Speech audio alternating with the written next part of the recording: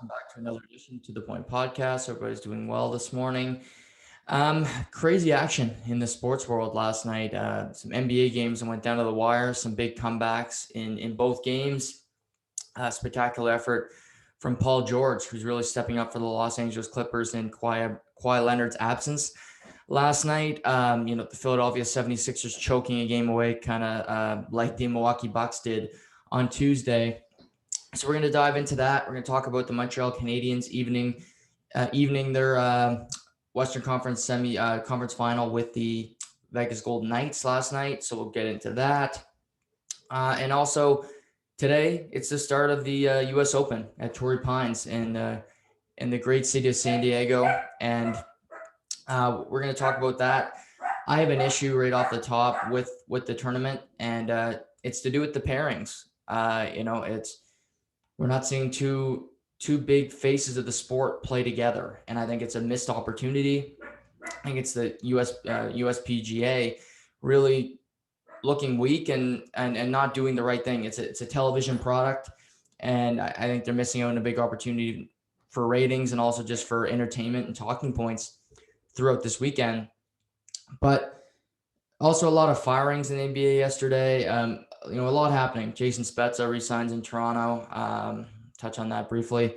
So a lot happening, and we'll start with the golf. And like I was just talking about, what I wanted to see was Bryson DeChambeau and Brooks Koepka play together at the U.S. Open Thursday, Friday. It doesn't guarantee that they'll play each other on Saturday, Sunday on the weekend when they're both, vying for the title. But I wanted them to play together because they hate one another. They're both going at it on Twitter. They have a beef, and it makes a whole lot of sense to put these two pillars of the sport together. DeChambeau is the reigning U.S. Open champion. Brooks Koepka is a 4-time major winner, and they both have a stranglehold of the sport. They're both very popular, and they're only getting more popular because of their beef. It's on Twitter. People are talking about it. It's one of the main talking points in sports. Golf is a sport that happens year round, but I do think it's seasonal. It gets popular in April because of the Masters. It's one of the best tournaments. I don't care what tournament you could say, the World Juniors, the March Madness.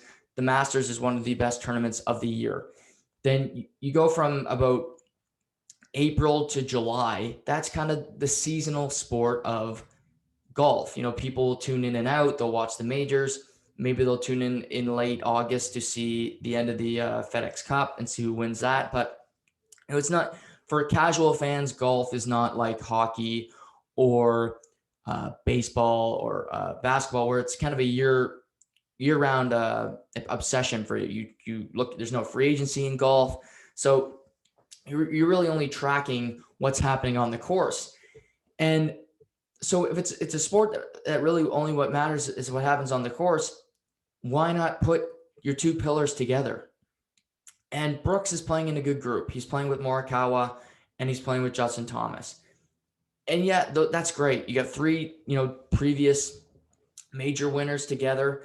And then you have Bryson in a group with Hideki Matsuyama, which I have no problem with. He won the Masters this year. And the 2020 U.S. Open amateur champion. An amateur is playing with those two. I mean, to me, this just smells of them putting in Bryson in a group that's really lackluster. He can carry his own group. The camera will go to him. Matsuyama won the Masters, so he deserves some credibility. But an amateur? Why isn't Rory McIlroy or Dustin Johnson playing with Bryson? Matsuyama is a very different player. His demeanor is very different. A DJ or a Rory playing with Bryson would be different than Hideki. Again, there's the language barrier that's different, but I want to see these two play together and see what happens when Bryson is taking forever to line up a putt. And if Koepka's sitting there just, shaking his head, or, what's the interaction like? Or, if Koepka makes a big shot, he gets a fist pump, he kind of looks at the crowd. I want to see the interaction when Bryson's getting chirped by the gallery. Maybe if they're if he's getting chirped, how he reacts with Koepka, a foot away from him. That's television product. That's what you want to see. Of course, I'm watching the tournament regardless. My weekend is going to be based around watching this tournament, obviously watching other sports as well. But this is a big tournament. It's a golf major. There's 4 of them a year. You find the time to sit your ass down on the couch and watch these events. And I just think it's such a blown opportunity. And it's the US Open having no balls and doing what, number one, what's right. And again, it's a television product. Why wouldn't you want to tune in to see that? You would. So now you're saying, okay, yep, we got this great group in the morning. Yeah, we got Brooks and Morikawa and Justin Thomas. Great. I love that group. And you say, well, who's Bryson playing with? Oh, he's with Hideki and some amateur that we've never heard of. Oh, that's super compelling. Yeah. So Brad Faxon of the Golf Channel even reported that the U.S. Open called Bryson and asked his permission to pair him with Brooks. And apparently he said he didn't want to be paired with Brooks. Now, he's since debunked that report, but I believe it. I don't think he wants anything to do with Brooks. And now all we can hope for as, golf fans, especially me as a talking head here, I hope they both play really well, Thursday and Friday.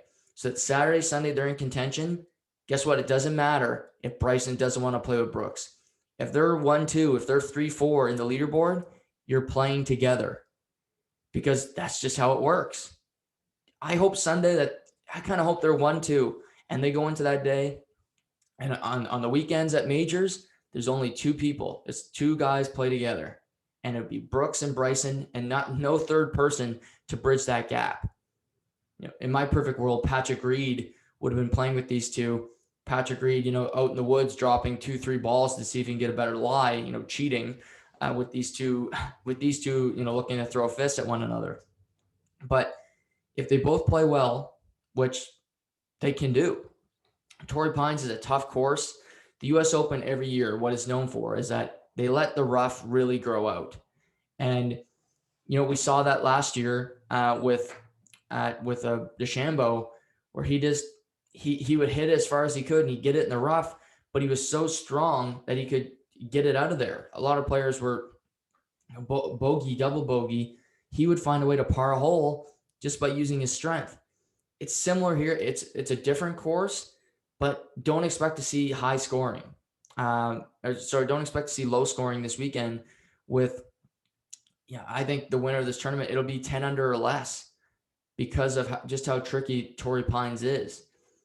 And there are other storylines. Phil Mickelson comes into the tournament after winning the PGA Championship at 50. It was his birthday yesterday, so he just turned 51, looking to go back-to-back. He lives in San Diego. Torrey Pines is really his home course. He's, finished second place 6 different times at the U.S. Open.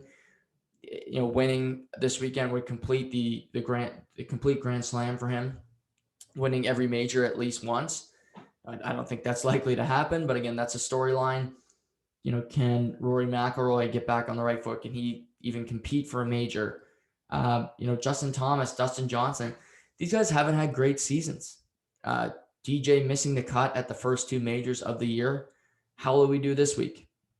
After such a dominant season last year, winning the FedEx Cup, having one of the best runs, one of the best 3 to 4 month runs in golf history, it is not, switching to 2021 has not been a good thing for Dustin Johnson. His game has really regressed, and he's not able to hit the fairway with his driver. He's spraying it all over the place. So how will he do? So there are storylines this week for sure. And, we see the 2 major winners so far this year. The Masters, Hideki Matsuyama. Nobody had him winning. Then you had Phil winning the PGA, which was another shock, just being, his age and the way he's played over the last 3 to 4 years. You never thought he'd be in contention, let alone win a major. So is there another shocker on our hands? Is there another Matsuyama out there that's going to break through and win their first major. I think of guys like Victor Hovland, Daniel Berger. These guys are consistently good players. Morikawa was not a favorite to win the PGA last year, but he won it. I think if Berger could find his game, Sam Burns, Sam Burns is a guy who he plays a lot of tournaments. He gets leads early. He's got the most 36-hole leads on tour this year. So could Sam Burns find some success? He had to pull out of the PGA, but he's healthy now after having some back issues. Does he find his game? So, there's tons of storylines to watch. It's a great tournament. So I'm excited to get this going. But I do hope that we see some great play from those two men in particular. And we get to see some Koepka and DeChambeau this weekend where they can both battle it out and ultimately compete for the title late into the weekend, because that would just be great theater down the stretch if they're going, birdie for birdie, fist pumps, DeChambeau, doing his antics. So looking forward to that. Hopefully we at least get a glimpse of that sometime this weekend. Before jumping into hockey, the NBA, it's been a crazy year for the National Basketball Association. They finished the season of the NBA last year in the bubble in mid-October. And they decided, LeBron and co wanted to come back on Martin Luther King Day, which is July 18th, July 16th or July 18th. It's always falls on that Monday. And they wanted to start on that day, a special day. It's a day of the NBA. I think a lot of people it's a great holiday in the United States, and it's one that's, celebrated universally across the world. But, the NBA said, we're not going to do that. We're starting on Christmas, and we're actually going to start December 22nd, but the first day, the 22nd, was really secondary. Having games on Christmas Day for the NBA is so important. And so some leagues can stand on their own without fans due to their television contracts. The National Basketball Association is one of them. The NFL. We see leagues like the CFL, they don't do that. Their rights with TSN, RDS, it's not strong enough. They need fan attendance. The NBA, the NFL, the NHL, they're not dependent on fans. That's just extra revenue. But especially, with NBA's deal with TNT, Turner Sports, and, the mothership, they bring in a lot of money from these huge TV games. So they start on Christmas, and really it's been a season known for its injuries. You look at the start early on in the year, Anthony Davis, LeBron James go out injured, Joel Embiid, who's always injured, Kawhi Leonard, James Harden, the Greek Freak for a period of time this year was injured. It's just been a plethora of players where stars are missing games because of injuries. Jamal Murray blew out his ACL for the Denver Nuggets. I'm missing guys here, but you see the point. Stars of the league are being injured and forced out of games, and it's costing teams playoff series. If the Denver Nuggets are healthy with Jamal Murray at point guard, number one, they're not getting swept by the Phoenix Suns, and I'm not sure the Phoenix Suns beat the Denver Nuggets. I mean, you have Nikola Jokic, the MVP. Jamal Murray is a promising star. He really had his coming out party last year in the bubble. And the Denver Nuggets are just coming off getting to a conference final where they lost to LeBron, but they put up a good fight. They came back from 3-1 down to beat the Clippers. They came from 3-1 down to beat the Utah Jazz. They are no joke. And the Lakers, they finished in 7th because LeBron and Anthony Davis missed the last 2 months and change of the season. Then we come back to the playoffs. Anthony Davis re-injures his hamstring. He can't play. The Lakers are bounced. And we heard LeBron complain about this yesterday, about how, they didn't get long enough rest, just pure rest. Because when the season ended, the Lakers winning the title, they did not have a long time to sit there and just think about things. They had to gear up, start training again, because the season started in less than 2 months. So, long story short, I do think athletes need time to rest. And of course, people like me, we're selfish. I want sports all the time. I love watching hockey. Again, football is it's such a love-hate for me because I love the sport more than anything. It's my favorite sport in the world. But, it's done in February. You don't get to see it again, really. I mean, if you count preseason games, which I don't, I watch them. But, it doesn't start again until the first week of September. That's a long break for somebody, a fanatic like myself. But you put up with it because the product's going to be good when it comes back. But in this case, the NHL, the NBA, they had to have a quick turnaround. And the NBA, I think you can look at a couple things here with what LeBron James is talking about before we get into the games last night. One, are these guys really in that good a shape? I think of James Harden.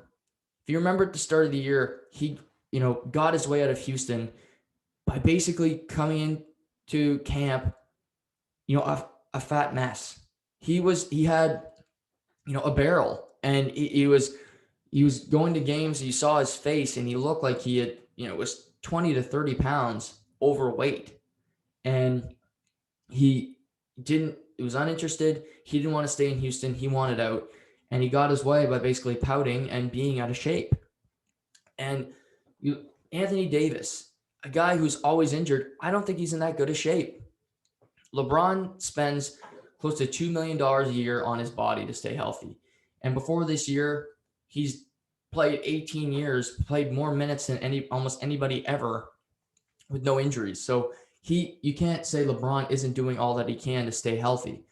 But I think some guys just don't work as hard, and it shows when it comes to injuries. I think Harden, Davis for sure. Kyrie Irving, it was a bad luck injury where he landed on Giannis and he rolled his ankle. But that happens. But I think LeBron's argument, it makes sense for him because he's never injured and he got injured in this year. So that's tough luck.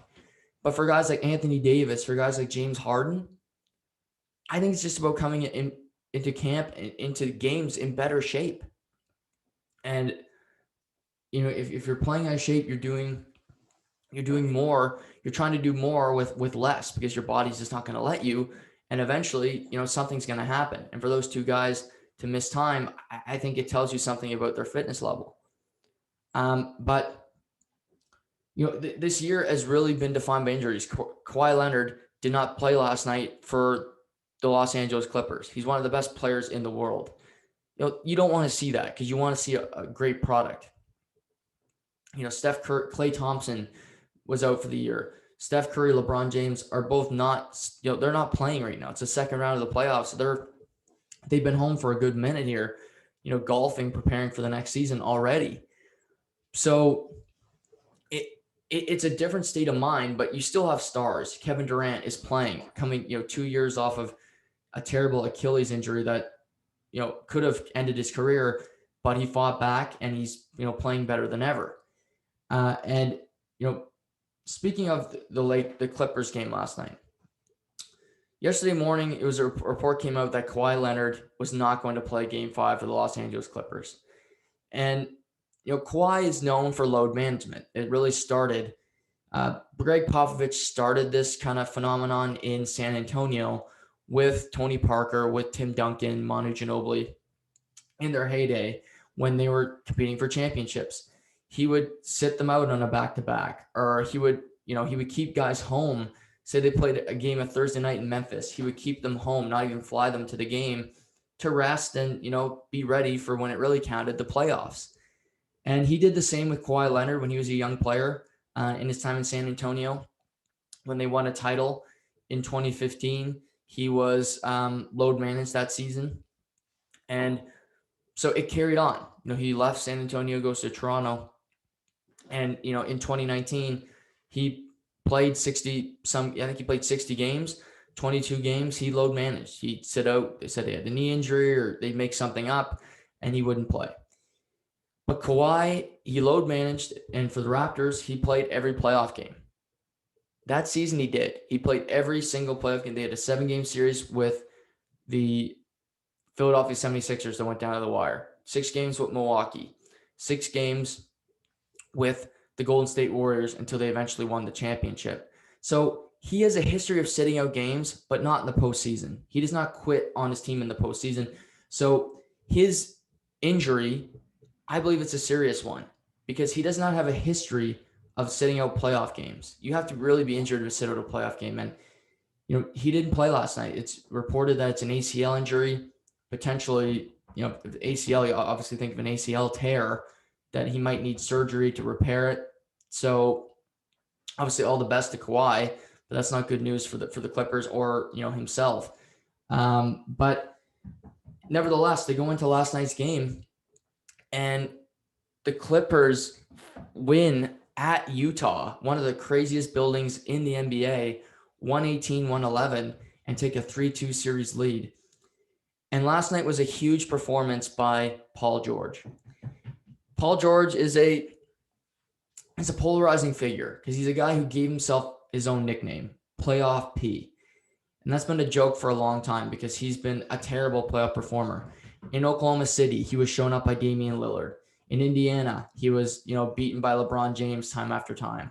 Last season in the bubble for the Clippers, he took a shot to win a game and he hit off the side of the backboard. It was ugly. He's had a terrible playoff history. But so far this postseason, he's shown up. He's averaging close to 30 points a game. And last night, just to pull up his stat line here, he took the team on his back last night and really showed people, a different side of Paul George, scoring 37 points, grabbing 16 rebounds, 5 assists in 40 minutes of play. And it was a night where no Kawhi, but they had contributions. Marcus Morris Sr. had 25 points in back-to-back games. Reggie Jackson had 22 points. He's had a great postseason. And on the contrary, for the Jazz, they made 17 three-pointers in the first half, which is unheard of. But they only had a 5-point lead at the half. That shouldn't be happening. And a big reason for that was, their lack of defensive play. They were the Clippers were getting whatever they wanted, and eventually the three-pointers cool off. By the end of the game, the Clippers had a better three-point shooting percentage than the Utah Jazz. Bogdanovich had 18 points in the first quarter. He finished with 32, solid game for him. But Donovan Mitchell only had 21 last night with 5 assists. That's not good enough. Rudy Gobert had 17 points, 10 assists, 17 points, the most he's had in this series. But you got to look for more. Jordan, and a big part of this team is Jordan Clarkson off the bench because their bench is weak. Favors, Niang, they don't have any trustworthy guys out there. Clarkson only put up 15 points. He's a guy that needs to put up 20 plus if they're going to win. And this was a terrible loss. Like I said, no Kawhi Leonard. It doesn't sound like he's going to play in Game 6 Friday night. But the Clippers are in the driver's seat. They have home court now. Game 6 is in LA. They can finish the series. Heading back to Utah is not a great thing for the Clippers because it's a tough building, a Game 7 to win there. But you have home court now. You got some confidence. And Paul George is playing out of his mind. He's not afraid to take the big shots. He's not afraid to be the alpha because he did it last night. He did what, he didn't do what Kevin Durant did the night before, but he did all that he could do last night, and the team won. And that's the biggest deal here, that he came out to play and he showed what he can do. So kudos to him, to Paul George. He gave himself that stupid nickname, which, don't give yourself a nickname. But he's backing it up this year. He said it was going to be a different year for the Clippers. And if he's without Kawhi Leonard, I don't think they can win the title. I do think they can win the series. Winning last night, they have, like I said, win Game 6. I don't like their chances of winning a Game 7 in Utah just because I think, the Jazz will find their success. They'll get through that. But I think their best chance, obviously, win at home Friday night, take care of that business. And then you got the Phoenix Suns who, they've been sitting out since last Sunday, so they'll be well rested. But Chris Paul is in the COVID protocol right now. I don't know if he's tested positive or what's happened, but he's ineligible to play. If the game was tonight, he would not be playing. So maybe if you finish off the series, Chris Paul is not available to start the series. I mean, that's a huge, huge loss. He's, the straw that stirs the drink in Phoenix. They do have Devin Booker, DeAndre Ayton, but he's their veteran presence. And it would be interesting to see Chris Paul play against the Los Angeles Clippers. Obviously, that he spent a good part of his career in LA. When Blake Griffin, when DeAndre Jordan were at their peak, the Lob City era, and they didn't have a great divorce. He and Blake Griffin weren't the best of friends, and he left. They parted ways not so amicably. So I'm sure they both love to do some damage against one another. And also Devin Booker and Paul George do have a good little rivalry themselves. So that would be a compelling series. But kudos to Paul George, and for Utah, play some defense. And you got to find a way. Kawhi Leonard's not playing. There's no excuse why you don't win this series. You have the better team. You have the best record in the NBA all year. And then the Clippers are without their best player and one of the top 3 or 4 best players in the NBA, and you lose a home game in the playoffs. That just can't happen. So kudos to the Clippers, but Utah, you got to bounce back, and you got to find a way to do it quick because the game's tomorrow night. Another action in the NBA last night. It looked like it was going to be, just a routine night for the Philadelphia 76ers. They blew a game in Game 4 where they had a 16-point lead. It was just a massacre where Joel Embiid went over 12 in the fourth quarter. He looked like his injury was really flaring up for him, and he couldn't find his game. But start last night, Embiid had 23 points in the first half. He was dominating. Clint Capella could not guard him. He had tons of confidence, and so did the 76ers. Seth Curry was making threes. You had Korkmaz getting open shots. Tobias Harris, less efficient, but you had Seth Curry and really Joel Embiid going back and forth, being dominant and being really effective scorers. But, they get to the half and they're up by over 20 points. So I'm like, okay, this is going to be another beat. This is going to be a beatdown. This one is, it's going to be a crappy game. So I start watching Montreal Vegas, but I kind of have both screens going. I'm looking at this game, and the game just starts to keep getting knocked down. John Collins is making shots. You got Trae Young, who he's so young that he doesn't, pun intended, that he doesn't realize the moment. He's not afraid of the moment. You see guys, they've been in the playoffs so many times, they think about their past success, I think, and it gets to their head. Trae Young, this is his first career playoff. This is his first playoff. He doesn't care. He's playing, for broke. He's doing what he can to try to get the Atlanta Hawks to a conference final. And he's making threes. He's passing the ball, but he's being aggressive. He's getting to the paint, making floaters, not settling for the 3-point shot, which is not his best attribute as a player. He's not a great 3-point shooter. And, he's getting to the paint. He's doing what he can do. And they just keep whittling down the lead. And we get to the last 5 minutes of the game. They're stuck 6. John Collins makes a 3, makes it a 3-point game. We go back down the floor.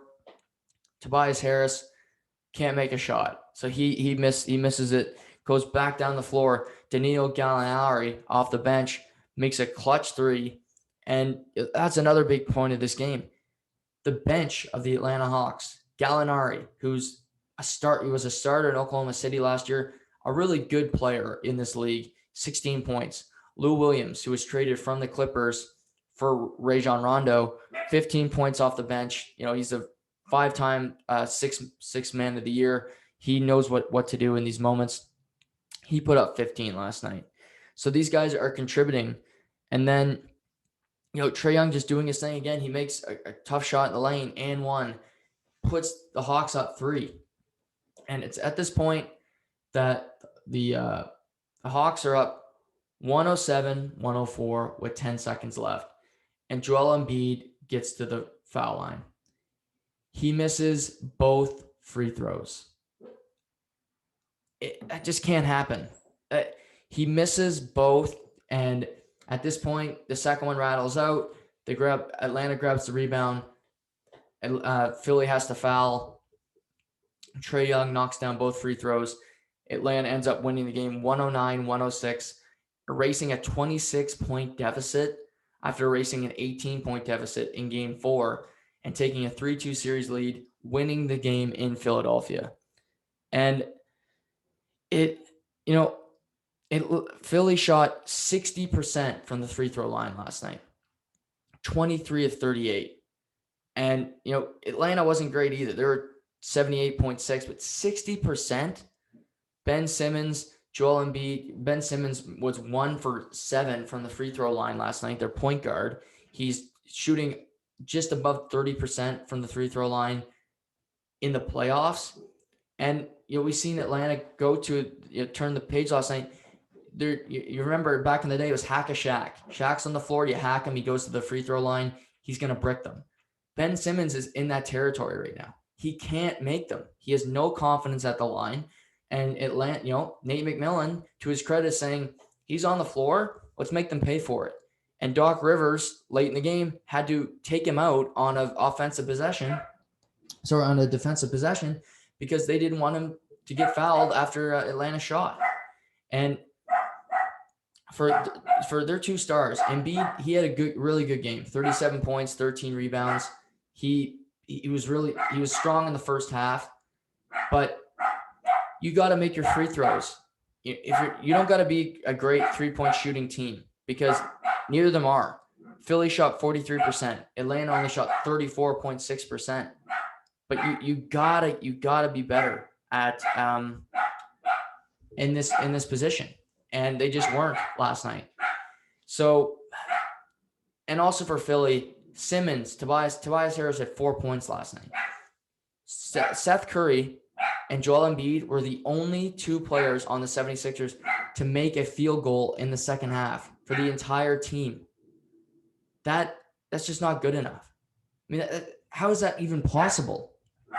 Two players, you're the only two that make a field goal in the entire half. And somehow that happened last night for Philly. But I can't imagine what the Philadelphia radio is going to be like today, with the 76ers just crushing a game that they should have won 2 in a row. The series should be over. Now they're in tough, heading back to Atlanta in a must-win on Friday. And credit Nate McMillan, who took over midway through the year. Credit Trae Young, who's just not afraid to be himself, to play. Guys like Gallinari, Lou Williams, John Collins. This team is so young. They do have some veterans in there, but they just play. They're not afraid of the big moment. And there's no lead that they're going to keep chipping away. With 5 minutes left, they were down 8. They shouldn't have won the game last night. But Philly had nobody who could knock down shots. Seth Curry missed a chance to tie the game with 40 seconds left. Embiid misses free throws. Tobias Harris had 4 points for the entire game. Doc Rivers has got to be beside himself today. And again, this is Doc Rivers. He's blown 2 3-1 leads in his career. Maybe 3 now. He's done that a lot. He had a 2-1 in this series, obviously, but you have these big leads. You got to close out games. As a coach, make adjustments.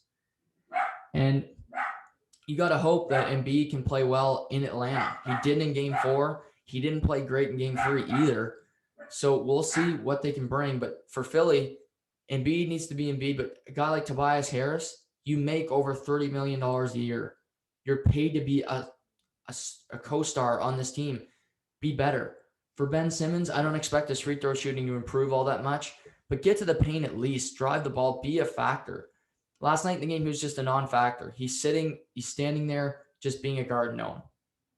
Do something productive for this team. You can pass the ball better than, almost better than anybody in the NBA. Do that effectively, at least.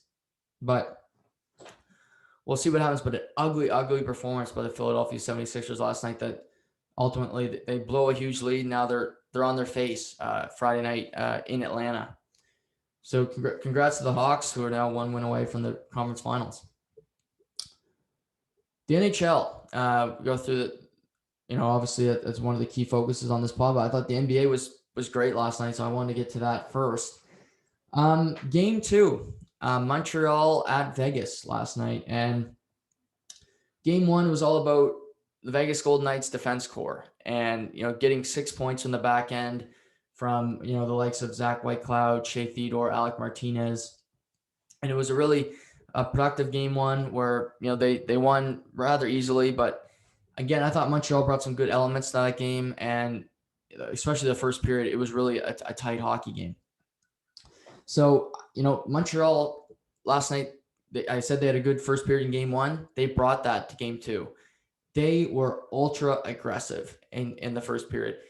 They did not let Vegas set up. When Vegas got the puck, a guy was on them, and their forecheck was phenomenal last night, especially in the first 2 periods. In my opinion, they just were all over anything that they wanted to do. They got done. Ultimately, they forechecked, they caused turnovers. Shea Theodore and Alec Martinez, a strong defensive pair, were pinned in their zone for a minute and a half, 2 different times in the first period. And, that Shea Theodore didn't have a great game last night because he was turning pucks over left and right after a strong Game 1. The Montreal forecheck was really getting to them. And, it started, the goal started with ultimately the fourth line for Montreal. With this line has been, a cast-off line where you got Corey Perry, who couldn't get a job. Then you got Eric Stahl, who was really dumped from Buffalo. And, the D are activated. Eric Stahl is behind the net. Caused a Ryan Reeve turnover. He's battling for the puck. He turns the puck over. Martinez gets the puck back. That puck's turned over again, but gets back to the point, hits a body. The puck bounces back to Yoel Armia. He's in a good spot, and he beats Fleury, just beating his blocker, putting it behind him to make it 1-0. This is Armia's 5th goal of the postseason. This fourth line of Montreal is just, they say they don't have first, second, third, fourth lines. It's true. And what I said about these two teams throughout the regular season, if you remember, I think they're constructed the best when it comes to just a team. They both have elements. They're just well-constructed groups. The Vegas Golden Knights are a strong team. You look at their lines, they have every bit of it. Their defense core, their lines. Montreal's the same way. We see who scores goals in this game. It's not all about, does Montreal have a superstar? No. Does Vegas? Mark Stone's a really, really good player, but I think the term superstar is thrown around too much. You could argue, Carey Price is a superstar for Montreal, but is Marc-Andre Fleury, is Alex Pietrangelo? It's a gray area. But they both have really, really good players on this team. So that makes it 1-0. And then, a little later, we see first period is dominated by Montreal, 12-4 shots on goal. And it really was Montreal's period. Later in the second period, later in the first period, Vegas ices the puck, but can't do that. And we see it's a key theme in the series. Teams that are losing faceoffs in defensive zones, goals are coming quickly after it happens. And it happened for Vegas last night on a Pietrangelo goal, but it also happened here where they ice the puck. Suzuki wins the draw. Caulfield's in a battle along the boards. He fights to get the puck back to the point to Petrie. Petrie kind of skates to the middle, passes it back to Caulfield. Caulfield skates in. He's skating towards the net, and he finds Toffoli, who's just sitting there in the middle of the ice. Toffoli gets a shot. It's not the best shot. It hits a stick on the way to the net. Fleury's also sliding too much, beats him 5-hole.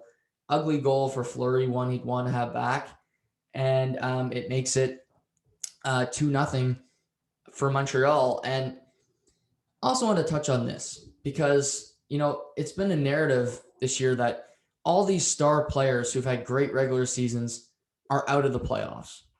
And a lot of them are, Connor McDavid, Matthews, Pasternak, Marner, the Draisaitl, list goes on. The most of the guys in the Canadian division, but McKinnon's in there too, Rantanen. But there's a player who had a pretty damn good regular season, and I heard a lot of people call it a fluke. Oh, he'll never do that again. Well, I don't care. He's doing it right now. Tyler Toffoli. He had a great regular season. He was the big reason why Montreal made the playoffs, because Carey Price wasn't playing then. Their defense wasn't that great, but he was scoring on a night in, night out basis. Guess what? That's carried over to the playoffs. He's got an 8-game point streak, which is the longest in the playoffs by any player this year. 8 games. He's scoring goals. He's contributing. His start against Toronto was not great, but that was 2 series ago. He's played since about game 4 against Toronto. He's been one of the best players in the playoffs, period. End of story. And he had a great regular season, and it's carried over. So I just think you got to give your flowers to guys that can do it in both seasons, regular and post. And he's done both. All those other guys haven't. But it's not just all these great players are all. Tyler Toffoli's a really good player. You know what? Another thing about Tyler Toffoli, he's a winner. He's got 2 Stanley Cups. He's got that pedigree. It's not just, well, he had 1 good year. He'll never have that year again. It's a shot in the pan for Tyler Toffoli. Okay, he'll score 25 goals next year. Is that so bad? It's a pretty good season, 25 goal score. And if he brings it in the playoffs, then I don't really give a shit if he scored 50 goals. McDavid and Matthews and Draisaitl, Marner, McKinnon, all these guys put up crazy numbers, 100 type point seasons. What does it get you? First tee on the golf course, I guess. You work on your short game a lot longer than everybody else. But I just thought it's important to point that out. It's not just the great players that are out that have terrible postseasons. Toffoli had a great regular season. He's having a great postseason too. And, he continues scoring goals and being a productive player while the others aren't. But there's just there's always a rant on the podcast, and that had to happen because that doesn't get brought up enough. So makes it 2-0. Second period, Vegas was the better team in spurts, but they were getting great offensive zone time. They were getting high quality scoring opportunities. At the 6:19 gone into the period, Alec Martinez had a beautiful opportunity, and he was robbed by Carey Price. He had him, but Carey Price caught him at the back of the blocker. You could say that it hit Price and he made the save, but nevertheless, the puck did not go in. It was a beautiful feed from Alex Pietrangelo cross ice, and Martinez just couldn't put it past Carey Price. Kept the game at 2-0. And this is really a strong game of Alex Pietrangelo, in particular for Vegas, but in both games start the series, I thought Alex Tuch has been a really good player for Vegas. Every time he's on the ice, he's got energy. He's getting high-quality scoring opportunities, and his line doesn't get caught in their own zone. Last night, I think you saw a lot. Stone, Pacioretty, and Nikita Kucherov were pinned in their own zone. Chandler Stevenson was out last night for Vegas. Jeff Petrie came back in for Montreal. John Merrill replaced Romanov. I don't know why, but that's another story for another day. But you see, they missed Stevenson. And Stone and Pacioretty rang one off the post in the second period. He's got one of the best wristers in the NHL, but they haven't been that productive yet. They need more from those two. That's the straw that stirs the drink in Vegas. They haven't been good enough. They need to find more from them. But so it's a strong period from Vegas, but they haven't been able to beat Carey Price. They're out shooting them at this point about 15-4. But with 2:15 remaining in the second, Kotkaniemi's got the puck. He's got to break the puck out of the zone. He hammers it off the boards, and it goes into the neutral zone. And Vegas has got some players pinned in their own zone. They're kind of stuck out there. And who comes flying down the ice but Josh Anderson? He's in a battle with defenseman Nick Holden. And they both grab each other, and they're kind of in a battle for the puck. But Anderson kind of veers him towards the corner so that he can't get the puck. And it's not interference. There's nothing wrong. It's just a battle where they both are lifting each other's sticks, and the puck just continues down toward Marc-Andre Fleury. And behind Josh Anderson, and I think he knew this, is just knowing your line mate, it's Paul Byron, one of the fastest skaters in the NHL. Byron gets the puck. Fleury doesn't know what to do, decides to go for the poke check. Bad decision. Byron gets past the stick, goes backhand shelf, makes it 3-0 Montreal. And this was a tough goal. It looked like it might be curtains. This was at the end of the second period, and Byron ended up being the game-winning goal. But a really smart hockey play by Josh Anderson, where I think he knew who was behind him. You know your line mates. He knows KK broke the puck out. Who's your other winger? It's Byron. He's so fast. He's quick. We've seen him score breakaway goals before, and he scores on the play. Anderson doesn't get a point on that play, but I think he should retroactively, just for making that play and getting Nick Holden away from getting the puck. A minute and 2 seconds later, Alex Pietrangelo, there's a draw one. Like I just said, you want to draw, there's a quick goal. Pietrangelo gets a shot from the point, hits a shin pad of Montreal defenseman, and beats Carey Price, makes it 3-1. And with 6 minutes left in the third, Pietrangelo added his second of the night. He should have had 3 points. I mentioned Martinez getting robbed. He made that great pass. He gets 2 goals, but ultimately Carey Price made some big saves down the stretch, making a big save on Pacioretty with 35 seconds remaining to keep the game, keep the Montreal ahead.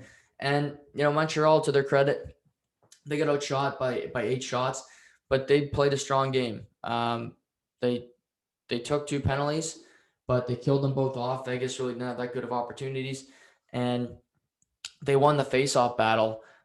They win the face-off battle 35-25, and they win on a face-off. They win on a breakout. Simple things that teams work on. Again, Montreal is not the most skilled team in the world, but simple things that you can work on day in, day out. This team does it efficiently. And last night, it was a pillar to them winning, that they won their faceoffs, they broke out of their zone efficiently, and they gave Vegas no time with the puck.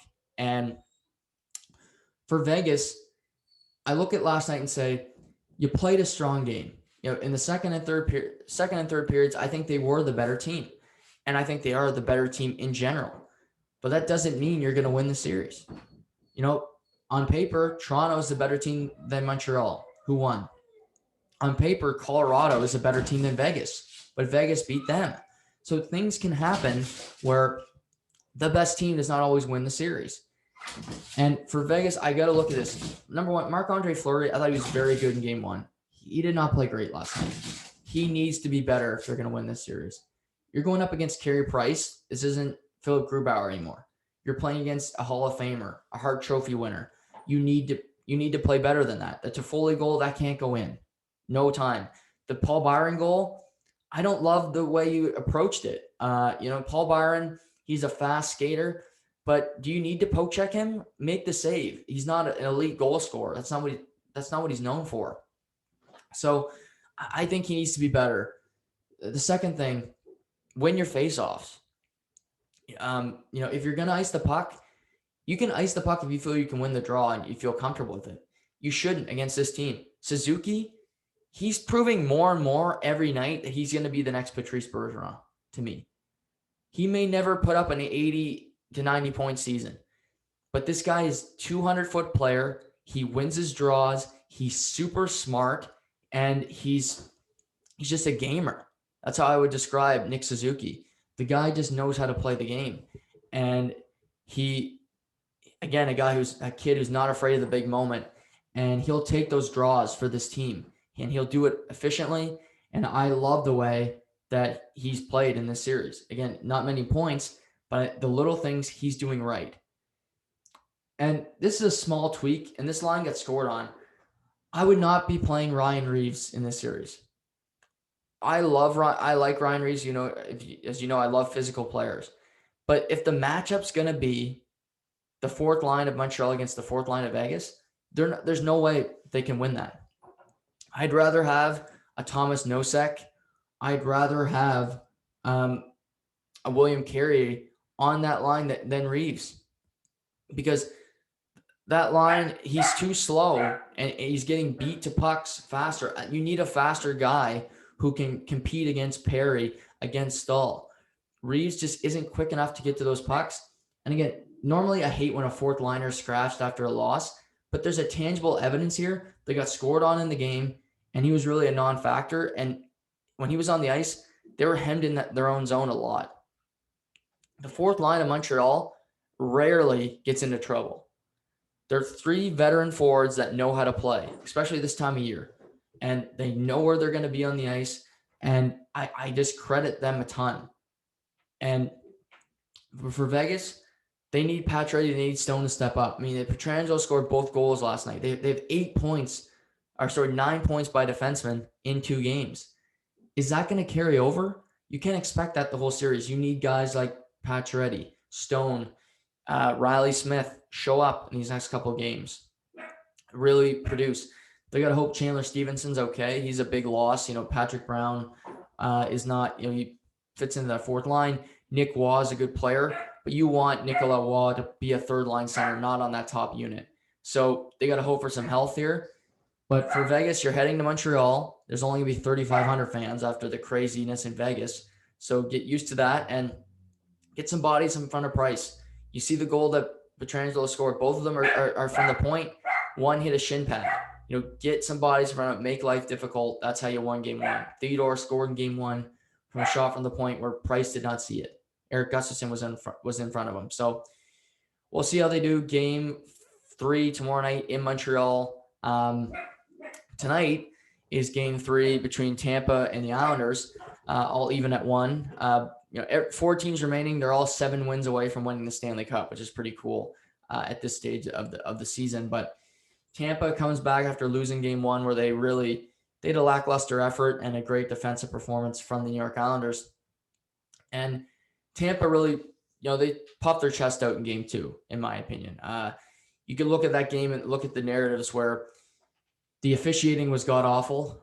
I've never, the Dan O'Rourke, I think, wanted to be the whole show in game 2, and he tried his damnedest to be. The Braden Point goalie interference penalty, I don't know how the hell that's goalie interference. If a guy shoves you into the goalie, what the hell are you supposed to do? And credit to Braden Point for in the media where he said it's a tough position and the refs got a tough job. That's not how I would have answered that. I would have been a little bit more callous with the officials, but kudos to him for having that sense of decorum and staying calm under pressure. But and then there's the too many men goal, which kind of evened up because on that Braden Point goal interference penalty, Brock Nelson scores, then Stamkos scores with 7 guys on the ice for Tampa Bay. So both coaches had their, had a right to be pissed off at the officiating in game 2. But in the grand scheme of things, I think that the better team won in game 2. You look at the big boy showed up. Nikita Kucherov. To me, if Tampa won the cup, say the cup was handed out today and Tampa won it, he would be the Conn Smythe Trophy winner. He did not play a single game in the regular season because of hip surgery. And he's come into the postseason and he leads the league in points. 2 points the other night, beautiful assist on the point goal. Just, he's so patient. He's so creative with the puck. And it's just phenomenal watching him do work. And I love what he brings to the table night in, night out. And he's just such a smart player. He's won a cup, obviously, with Tampa last year. And he's a gamer and he's a winner. After game 1 where he wasn't very good, he comes back and puts out a great performance. That's what great players do. You shake off a poor game and you don't let it fester into game 2. You bring it the very next chance that you get. And he did that last night for Tampa. And, they finally get some goal scoring from the back end. Hedman and Jan Ruda both score in game 2. They had not had a goal by a defenseman in this playoffs before that, which is crazy. Hedman had 9 last year for Tampa, along with his Conn Smythe Trophy win. But he finally gets off the schneid. Maybe he can find some success, start burying some goals. But tonight they head back to Nassau Veterans Memorial Coliseum. Not an easy building to play in, as you all know, watching this postseason. And, Barry Trotz gets the last change. And again, I've said this from the beginning, and I'm not going to stop. Martin, Cizikas, Clutterbuck against Point, Kucherov, and Palat. That is my matchup. Cirelli and Killorn and Stamkos can play against anybody. I put Pajot, Palmieri, and Zajac against that line. And then you got Coleman, the third line checking line for Tampa. Play Nelson, Bailey against them. And then you get a good matchup with Barzal. You can filter him in against different lines. But on a normal basis, have that be the matchup. You have last change. Tampa's a more skilled group than you. Do what you can do with home ice. You have home ice now. You've got the split heading back, and that's all you can ask for. Use home ice to your advantage. And I'd play that fourth line against Braden Point and those guys. And for the Islanders, I love the physicality. This series has been really chippy. We see Martin and Pat Maroon drop the gloves in game 2. It's getting spirited. Don't take stupid penalties. That's one thing. Because even for Tampa, I think both power plays have been really, really good. But Tampa's is lethal. Don't take a bad penalty just to prove a point here. Do what you got to do. And for a guy like John Cooper, tell Pat Maroon, do not get that extra shot. Do not be the guy to go to the box if they take one. That can't be you. We've got to stay out of the box because the Islanders' power play is really good too. It's quietly, they don't have a whole lot of superstars on it, but they find ways to score goals. Brock Nelson scored in the power play in game 2. We see them do it. So the special teams can be critical tonight, but for the Islanders, use what you have, and that's last change. Use it to your advantage and use it efficiently to try to win the game tonight. For Tampa, you can work around that because you have so much skill. Make quick changes. We see the Islanders do that all the time where to start the game, they got the fourth line, but if they're on against Coleman, we see Cizikas go to the bench right away because they want a different matchup. Do that tonight. Do what you got to do. But for Tampa, play your game and don't let the Islanders control pace. But something to also watch out for. I don't know why Tampa continues to do this, but they throw these cross-ice passes in their own zone. Why? The Islanders are always there. They're the best positionally defensive team in the NHL. They're always there. They got a stick in the lane. It's too dangerous. Make a simpler play. Just watch for that tonight to see if they do it because it happens a lot where you see Savard go cross-ice to Chernak or Sergachev to McDonough. And I'm like, why are you taking that risk? You don't need to. That's too fancy a play against this team. Some teams, they're not going to be in position. They won't. Buffalo or New Jersey, the crap teams. Yeah, they won't even know what to do in that situation. But the Islanders, the most coached team in the league and the most situationally defensive strong team in the league, they know what the hell they're doing. They watch film.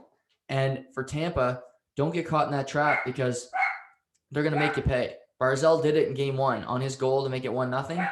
It was because of that type of play where he stole the puck. He goes in on a partial breakaway. He beats Vasilevsky. But game 3 tonight should be another great game. So far, the conference finals have been really good. Tight games, no blowouts. So I like to see that. And also tonight you got the Milwaukee Bucks against the Brooklyn Nets, game 6. No Kyrie Irving, but it sounds like James Harden will play.